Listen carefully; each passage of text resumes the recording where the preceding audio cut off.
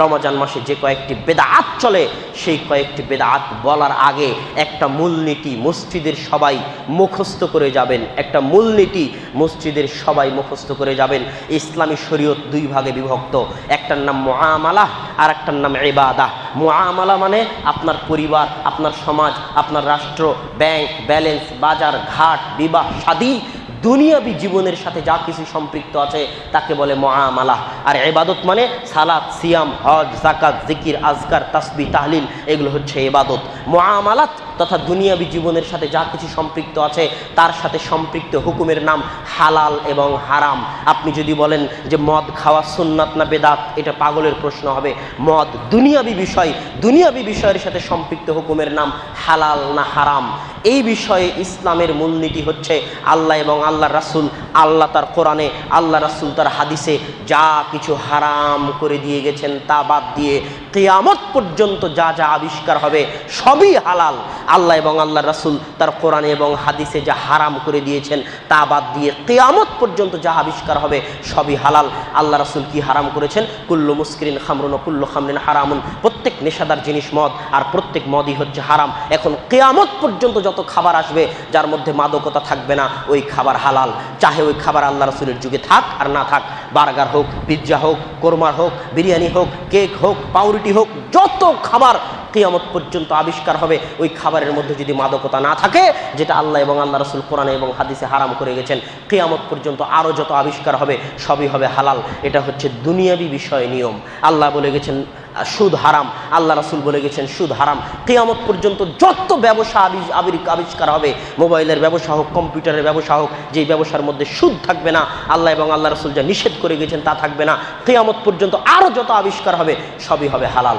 আর সুন্নাত আর বেদাত ইসলামী শরীয়তের ইবাদতের ক্ষেত্রে মূলনীতি হচ্ছে, সুন্নাত আর বেদাতের ক্ষেত্রে মূলনীতি হচ্ছে আল্লাহ তার কোরআনে, আল্লাহ রাসূল তার হাদিসে যা করে গেছেন, যা বলে গেছেন।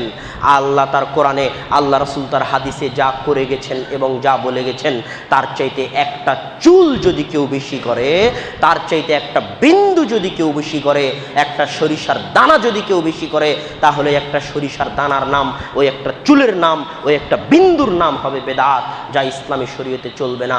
চরম জঘন্য নিকৃষ্ট অপরাধ। এর মাধ্যমে আল্লাহ রাসূলকে অপমান করা হয়। আল্লাহ রাসূলকে কিভাবে অপমান করা হয়? আল্লাহ বলেছেন আল-ইয়াউমা আকমালতু লাকুম দীনাকুম ওয়া আতমামতু আলাইকুম নি'মাতি, আজ আমি দিনকে পরিপূর্ণ করে গেলাম। আল্লাহ রাসূল বিদায় হজ্জের ভাষণে বলেছেন আল্লাহুম্মা শাদ, আল্লাহ তুমি সাক্ষী থাকো আমি আমার রিসালাতের দায়িত্ব পূরণ করে দিয়েছি। এখন কোনো মায়ের বেটা এসে যদি বলে যে একসাথে হাত তুলে দোয়া করতে হবে জোহরের নামাজের পরে, ফজরের নামাজের পরে, তাহলে তাকে দলিল দিয়ে করতে হবে। যদি দলিল না দিয়ে করতে চায় তাহলে সে বলতে চাচ্ছে যে আল্লাহ রাসূল তার রিসালাতের দায়িত্ব পালন করেননি, তিনি ধোঁকা দিয়েছেন। একসাথে হাত তুলে দোয়াটা শরীয়তে থাকার কথা ছিল, কিন্তু আল্লাহ রাসূল ধোঁকা দিয়ে তা বলে যাননি, নাউজুবিল্লাহ। অথবা সে প্রমাণ করতে চাচ্ছে যে সে আল্লাহ রাসূলের চাইতে বেশি তাকওয়াবান, আল্লাহ রাসূলের চাইতে বেশি পরহেজগার। তিনজন ব্যক্তি আল্লাহ রাসূলের বাড়িতে আসলো, তারপরে আল্লাহ রাসূলের ইবাদতের কথা শুনে বলতেছে ওরে বাপরে বাপ, গফিরা মা তাকাদ্দামা মিন যামবিহি ওয়া মা তাআখার, আল্লাহ রাসূলের তো আগের সব গুনাহ মাফ হয়ে গেছে, পরের সব গুনাহ মাফ হয়ে গেছে, এত অল্প ইবাদতে আল্লাহ রাসূলের চলবে, আমাদের চলবে না। একজন বলতেছে লা আসুমু আবাদা, আমি সারা জীবন সিয়াম রাখবো, কোনোদিন সিয়াম ভাঙবো না। আরেকজন বলতেছে লা আনামু আবাদা, সারা রাত ইবাদত করবো, রাত্রে ঘুমাবো না। আরেকজন বলতেছে লা তাযাওয়াজু আবাদা, আমি কোনোদিন বিয়ে করবো না। আল্লাহ রাসূল তাদেরকে খুঁজে বের করে বলতেছেন হালাং তুম কলো কাদা ওয়া কাদা, আরে তোমরাই কি তারা যারা এই কথা বলেছো? শুনে রাখো আমি মুহাম্মদ আতকাকুম ওয়া আখশাকুম, আমি মুহাম্মদ আসমানের নিচে জমিনের উপরে সবচেয়ে বেশি পরহেজগার, সবচেয়ে বেশি তাকওয়াবান, সবচেয়ে বেশি আল্লাহকে ভয় করি। আমি রাত্রে ইবাদত করি, রাত্রে ঘুমায়ও, আমি সিয়াম রাখি আবার সিয়াম ছেড়ে দিই, আমি বিয়ে করেছি, আমার স্ত্রী সন্তান আছে। মান রাগিবা আন সুন্নতি ফালাইসা মিন্নি, কেউ যদি আমার এই সুন্নাতগুলো থেকে মুখ ফিরিয়ে নেয় তাহলে সে আমার উম্মতের অন্তর্ভুক্ত নয়। অতএব আমাকে এবং আপনাকে জরুরি ভিত্তিতে বেদাত থেকে বেঁচে থাকতে হবে। একটা চুল, একটা বিন্দু, একটা সরিষার দানা করলে দলিল দিয়ে করতে হবে। কেউ যদি খতমে কোরআন করতে চায় রাইফেলের গুলির গতিতে, রমজান মাসে খতমে কোরআন পোস্টার লাগিয়ে দিচ্ছে 5 দিনে খতমে কোরআন, 10 দিনে খতমে কোরআন, রাইফেলের গতিতে তারাবির সালাত আদায় করতেছে, দলিল দিয়ে করতে হবে। যদি দলিল না থাকে বেটা, যত ভালো আমলই হোক, যত উন্নত আমলই হোক, সেই আমলের নাম হবে বেদাত। ওই আমল আমাকে এবং আপনাকে জাহান্নামে নিয়ে যাবে। আর একটা ভুল ধারণা, আর একটা সূক্ষ্ম কথা আপনাকে বলে বিদায় নিতে চাই। আল্লাহ সুবহানাহু ওয়া তাআলা কোরআন এবং হাদিসে কোথাও বলেনি যে যত বেশি আমল করবে তাকে তত জান্নাতে দিব, যে যত বেশি আমল করবে তাকে তত জান্নাতে দিব। সূরা মুলকের 2 নম্বর আয়াত পড়ে দেখেন আল্লাহ কি বলছেন, আল্লাযী খালাকাল মাউতা ওয়াল হায়াতা লিয়াবলুয়াকুম আইয়ুকুম আহসানু আমালা। আল্লাহ জীবন মৃত্যু সৃষ্টি করেছেন এটা দেখার জন্য যে তোমাদের মধ্যে কে উত্তম আমল করে। আল্লাহ বলেননি কে বেশি আমল করে, আল্লাহ বলেছেন এটা দেখার জন্য কে উত্তম আমল করে। আমি চ্যালেঞ্জ দিয়ে গেলাম, কোরআন খুলেন, যেখানে আল্লাহ আমলের কথা বলেছে আমিলা আমালান সালেহ, সৎ আমল, আমিলু সালেহাত, সৎ আমল। আল্লাহ কোথাও বলেনি কে বেশি আমল করলো ওকে জান্নাতে দিব, আল্লাহ বলেছেন সৎ আমল হতে হবে।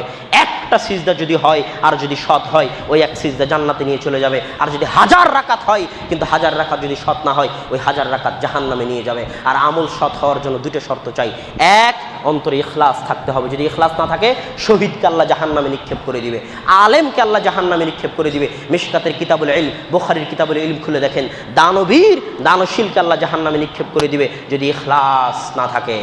আর দ্বিতীয় শর্ত হচ্ছে ইত্তেবাই সুন্নাত, আল্লাহ রাসূল যেভাবে করেছেন আমাকে এবং আপনাকে সেভাবেই করতে হবে। যদি ইত্তেবাই সুন্নাত না থাকে তাহলে ওই আমল সৎ হবে না, ওই আমল দিয়ে জান্নাতে যাওয়া বহুদূরের কথা জাহান্নামে যেতে হবে। ইফতারি আল্লাহ রাসূল তাড়াতাড়ি করেছেন, আমাকে এবং আপনাকে তাড়াতাড়ি ইফতারি করতে হবে। ইফতারির সাথে সময়ের কোনো সম্পর্ক নাই, ইফতারির সাথে আজানের কোনো সম্পর্ক নাই, ইফতারির সম্পর্ক সূর্য ডুবেছে কিনা। আপনি বিমানে থাকেন, আসমানে থাকেন, জমিনে থাকেন, সময় দেখারও দরকার নাই, আজান শোনারও দরকার নাই, সূর্য ডুবেছে ইফতারি করতে হবে। আপনি যদি গুগলের মাধ্যমে চেক করতে পারেন যে এতটার সময় আজকে সূর্য ডুববে, তাহলে অতটার সময় ইফতারি করবেন, চাহে মসজিদে আজান হোক আর না হোক। আল্লাহ রাসূল বলেছেন ততদিন পর্যন্ত আমার উম্মত কল্যাণের মধ্যে থাকবে যতদিন তারা ইফতারি তাড়াতাড়ি করবে। এইভাবে প্রত্যেক ক্ষেত্রে আল্লাহ রাসূল যেভাবে করেছেন রমজান মাসে আমাকে এবং আপনাকে সেই ইবাদত সেইভাবে করার চেষ্টা করতে হবে। আল্লাহ সুবহানাহু ওয়া তাআলা আমাদেরকে সেই তৌফিক দান করুক। আল্লাহুম্মা আমিন।